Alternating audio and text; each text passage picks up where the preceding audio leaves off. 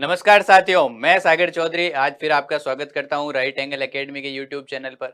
जैसा कि अपन ने लास्ट क्लास में क्या पढ़ा था, अपन मेवाड़ का इतिहास पढ़ रहे थे। उसमें अपन ने लास्ट क्लास में राज सिंह जी के बारे में देखा था। उन्होंने कौन कौन से युद्ध लड़े थे, औरंगजेब के साथ में उनका क्या संघर्ष हुआ था। उसके बाद में उन्होंने सांस्कृतिक उपलब्धियों के लिए क्या क्या कार्य किए थे। सांस्कृतिक उपलब्धियों के अंदर जो भी किले, तालाब, बावड़ी निर्माण करवाए गए थे, वो सारा अपन ने देख लिया। तो आज अपन देखते हैं उनके बाद में कौन शासक बने या उनके बाद में कौन से इंपोर्टेंट शासक हुए थे। अपन ने अभी तक सारे सीक्वेंस से शासक देखे। अब अपन बीच बीच में से जो भी इंपोर्टेंट शासक है वही देखेंगे। आज अपने मेवाड़ की लास्ट क्लास है।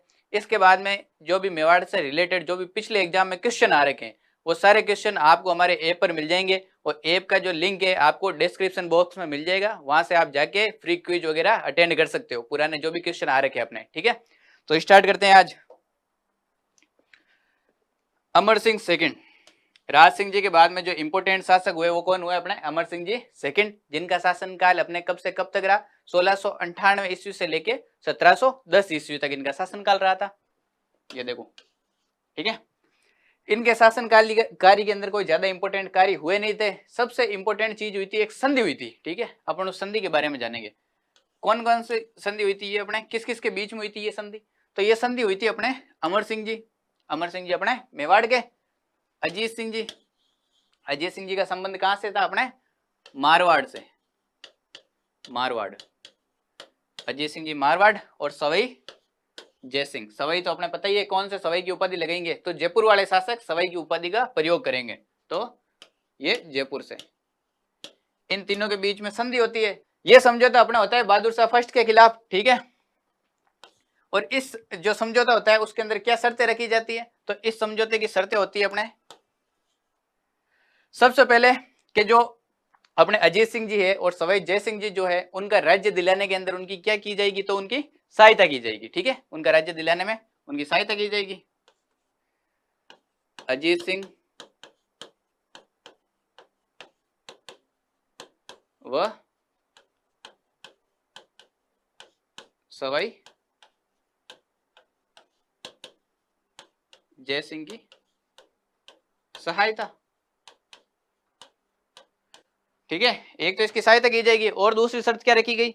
दूसरी शर्त ये रखी गई कि अपने जो अपने अमर सिंह सेकंड जो है, उनकी जो पुत्री है, उनकी पुत्री का नाम क्या था? श्रृंगार कंवर। क्या नाम था? श्रृंगार कंवर था। श्रृंगार कंवर की शादी किससे की जाएगी? सवाई जय सिंह से की जाएगी। और इनकी शादी के बाद में जो पुत्र उत्पन्न होगा वो क्या बनेगा? वो आमेर का अगला शासक बनेगा।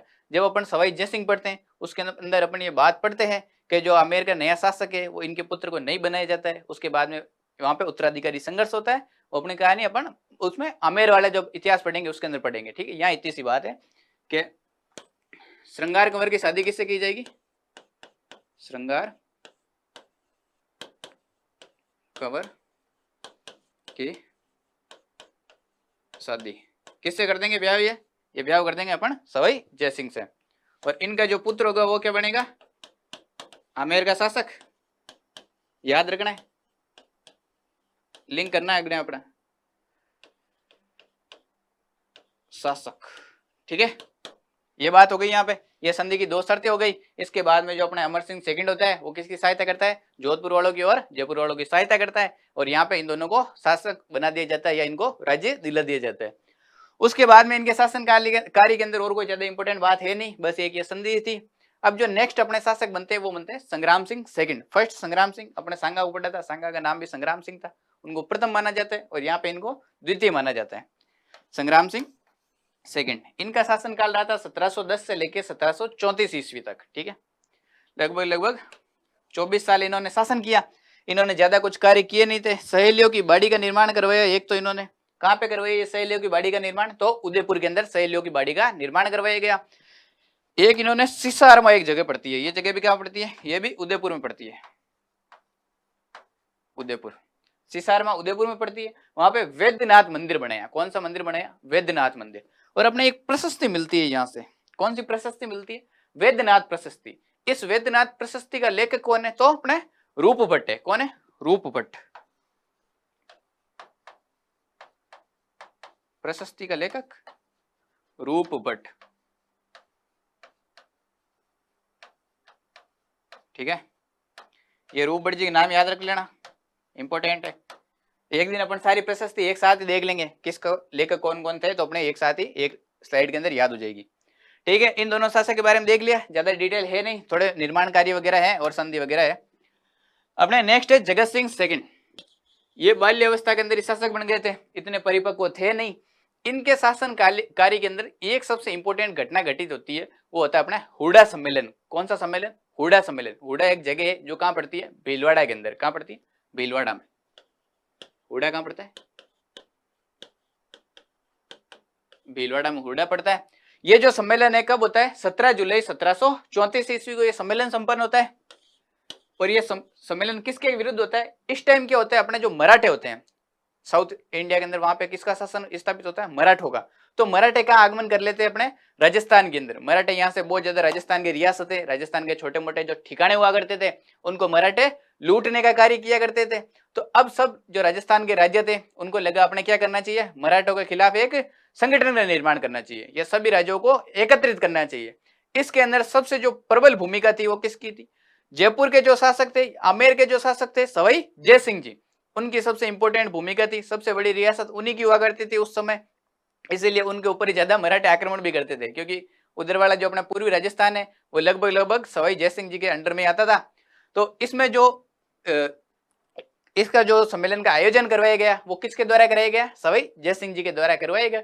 लेकिन सवाई जय सिंह जी को लगा कि मेवाड़ का जो क्या है ऐतिहासिक महत्व तो बहुत ज्यादा है, मेवाड़ वालों ने हमेशा से राजस्थान का नेतृत्व किया है, हमेशा से मेवाड़ वालों की बात बाकी रियासतों ने सुनी है, तो अपने इसका अध्यक्ष किसको बनाना चाहिए? तो इसका अध्यक्ष बनाया जाना चाहिए अपने मेवाड़ वालों को। लेकिन अपने जो यहाँ के शासक थे वो इतने परिपक्व थे नहीं, लेकिन फिर भी उनको अध्यक्ष बनाए गए इसके अंदर। ठीक है, तो जगत सिंह सेकंड को यहाँ पे क्या बनाया गया? अध्यक्ष। और मुख्य वक्ता कौन थे? तो मुख्य वक्ता थे अपने सवाई जय सिंह जी। का बात वगैरह मैं कर लूंगा, भाषण आसन मैं दे दूंगा, आप बस कुर्सी पर बैठो और एक भूमिका अदा करोगे, आप अध्यक्ष हो। इसमें बाकी जो भी राजस्थान के राजा वगैरह सम्मिलित हुए थे अपने वो देखने नहीं है, क्योंकि वो पूछे नहीं जाते डायरेक्ट एग्जाम में। ये जो सम्मेलन था ये अपने सफल नहीं हो पाया था, क्योंकि सभी राज्यों के आंतरिक अंतर्द्वंद चल रहे थे, सभी के आपस में मतभेद चल रहे थे, तो इस वजह से ये सम्मेलन असफल रहा था। लेकिन ये राजस्थान का ऐसा सम्मेलन था जो इतिहास में काफी समय बाद में राजस्थान के राजाओं ने किसी जो बाहरी आक्रमणकारी थे या बाहरी जो शक्ति थी उसके विरुद्ध एक सम्मेलन आयोजित किया या संगठित होने का प्रयास किया था। वो कौन सा सम्मेलन था? तो हुडा सम्मेलन था। ठीक है, हालांकि इसमें क्या तय किया गया था कि रामपुरा के अंदर युद्ध किया जाएगा। वर्षा ऋतु जब समाप्त होगी तो अपने क्या करेंगे? रामपुरा में युद्ध करेंगे। ये रामपुरा कहां पड़ता है? तो कोटा में पड़ता है। रामपुरा में युद्ध। बाकी सब राजा पीछे हट गए थे, सवाई जयसिंह ने अकेले ने रामपुरा के अंदर मराठों से लोहा लिया था और सवाई जयसिंह वहां पे हार भी गए थे। ठीक है, ये बात किसकी हो गई? हुडा सम्मेलन की बात हो गई। अगला इन्होंने जगत निवास महलों का निर्माण करवाया। ये जगत निवास जो महल है वो भी कहां बने गए? उदयपुर के अंदर। कहां बने गए? उदयपुर में। ठीक है, ये बात हो जाती है किसके बारे में? जगत सिंह सेकंड के बारे में। नेक्स्ट शासक है अपने भीम सिंह जी। इनके पुत्र हुआ करते थे भीम सिंह जी। 1778 से लेके 1828 ईस्वी तक इनका शासनकाल रहा था। इनके शासनकाल में इन्होंने भी कोई ज्यादा कार्य वगैरह किए नहीं थे, लेकिन इनके शासनकाल में दो महत्वपूर्ण घटनाएं घटित हुई थी। एक तो कृष्णा कुमारी विवाद और एक इन्होंने 1818 ईस्वी के अंदर अंग्रेजों से संधि कर ली थी। ठीक है, तो कृष्णा कुमारी विवाद, कौन सा विवाद? कृष्णा कुमारी विवाद। अपन देख लेते हैं कृष्णा कुमारी विवाद क्या था। इस विवाद के अंदर क्या होता है? सबसे पहले इनकी जो अपने भीम सिंह जी होते हैं उनकी 16 वर्षीय पुत्री होती है कृष्णा कुमारी वर्षीय पुत्री। ठीक है, अब इस पुत्री की जो सगाई होती है या पहले जो अपने दस्तूरी भेजते हैं ना, वो अपने किसको भेजी जाती है? तो पहली भेजी जाती है अपने कौन से? मारवाड़ वाले शासक को। मारवाड़ के अंदर भी एक शासक होता है भीम सिंह। देखो ये भीम सिंह है अपने मेवाड़ वाले। ठीक है, इनकी लड़की कृष्णा कुमारी।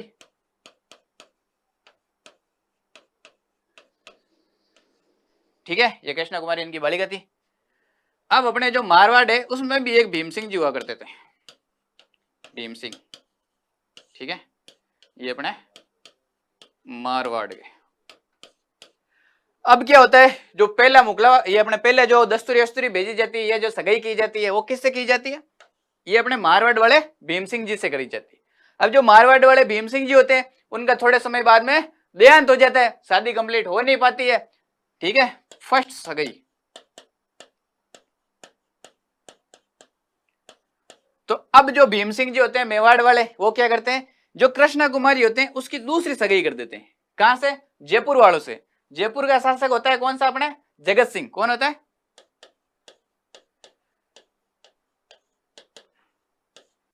जयपुर, ये आमेर, ठीक है। ये हो गई सेकंड सगाई। अब इससे क्या होता है, मारवाड़ वाले नाराज होते हैं। इनका भीम सिंह जी का जो भाई होता है मान सिंह, कौन होता है, मान सिंह, ये शासक बनता है और ये कहता है कि ये जो अपने सगाई है कृष्णा कुमारी की, आपने पहले मेरे भाई से करी थी, अब मैं शासक हूं तो आप उसकी सगाई वापस जयपुर कैसे कर सकते हो। ये जो सगाई है, अगर मेरा भाई जीवित नहीं है तो सगाई किससे की जाएगी, मुझसे की जाएगी सगाई। अब शादी कौन करेगा, मैं करूंगा शादी। तो शादी करने के लिए अपने भीम सिंह जी कहते हैं नहीं नहीं, अपन ने सगाई किधर कर दी, जयपुर वालों से कर दी। तो अब युद्ध होगा, कौन सा युद्ध होगा, गिंगोलिया परबतसर का युद्ध। कौन सा युद्ध होगा, गिंगोलिया परबतसर का युद्ध होता है 1807 ईस्वी में। बहुत बड़ी विकट समस्या उत्पन्न हो जाती है, किसके विरुद्ध, पूरे राजस्थान ही होता है एक तरह से, इधर मारवाड़ आ गया, इधर जयपुर आ गया, इधर मेवाड़ आ गया, सारा क्षेत्र तो आ ही गया। यहाँ पे भीषण युद्ध की संभावना उत्पन्न हो जाती है। तो अपने जो भीम सिंह जी होते हैं उनको बहुत ज्यादा चिंता होती है कि क्या किया जाए। फिर दो आदमी होते हैं, दो निठल्ले आदमी, ठाले आदमी जो फालतू पंचायतें करते रहते हैं, उनके कहने पर कृष्णा कुमारी को क्या दे दिया जाता है, जहर दिए जाते हैं, ठीक है। अमीर का पिंडारी होता है एक, तो इसके अंदर कौन होता है, अमीर का पिंडारी और अजीत सिंह चुंडावत, सलूम्बर के जो संबंध हुआ करते थे, याद है, चुंडावत हुआ करते थे। इन दोनों के कहने पर जो कृष्णा कुमारी होती है उसको जहर दे दिया जाता है। ये आज भी जो मेवाड़े का इतिहास है उसके अंदर इसको कलंक के रूप में देखा जाता है। बहुत बुरी बात है कि आपसे युद्ध नहीं हुई, आप आपस में लड़ मरे, उसके चक्कर में आप जो 16 साल की जो बालिका थी उसको आपने जहर खिला दिया, अपने जो बेर निपटने के लिए, जो अपने आत्मसम्मान से जूझने के लिए फालतू एक लड़की मार दी तुमने। तो ये क्या देखा जाता है, एक कलंक के रूप में देखा जाता है मेवाड़ के इतिहास के अंदर। फिर 1818 ईस्वी में, अपने 1818 ईस्वी के अंदर अंग्रेजों से ये क्या कर लेता है, संधि कर लेता है, अंग्रेजों से संधि, ठीक है, अंग्रेजों से संधि कर ली। अपन यहाँ तक ही मेवाड़ का इतिहास देखते हैं, आगे अपने और भी शासक होते हैं लेकिन उनके बारे में ज्यादा कोई जानकारी मिलती नहीं है, ना एग्जामिनर पूछता है। तो यहाँ पे अपना मेवाड़ का इतिहास समाप्त होता है। नेक्स्ट अपन जो अगली रियासत पढ़ेंगे वो अपने अगली क्लास में पढ़ेंगे। तो आप हमारे साथ जुड़े रहिए, लाइक कीजिए, शेयर कीजिए और मुस्कुराते रहिए। Thank you so much.